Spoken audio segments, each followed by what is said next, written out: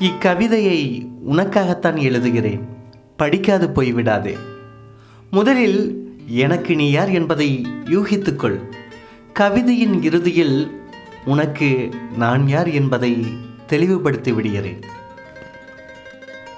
உன்னை மனிதமாக பார்த்து ரசித்ததை விடவும் ஒரு பெண்ணாக கண்டு சொல்லில் முடியாத அளவிற்கு ரசித்திருக்கிறேன். அப்படி என்னதான் ரசித்தேன் என்பதை சொல்லிவிட்டால் வழக்கமான கவிஞர்களைப் போன்றே நீ என்னையும் நினைத்து கொள்வாய். உனக்கு மட்டுமே புரியும்படியாக சொல்கிறேன். சிறகுகளை விரித்து ஒரு வனத்தில் தொலைந்தோமே, துடுப்பினை மறந்து ஒரு கடலிலே முழுதாக கலந்தோமே. இன்னும் தீர்க்கமாக சொன்னால் இந்த வானம் மொத்தமும் பறந்து திரிந்தோமே. இறுதியாக சொல்ல இன்னும் ஒன்று இருக்கிறது. வேற்று கிரகங்களின் முதல் ஆதாம் ஏவாளை வலசை சென்றோமே. ஆதாமின் முதல் கடியை இடமாற்றி உன் உதடு கடித்தேனே.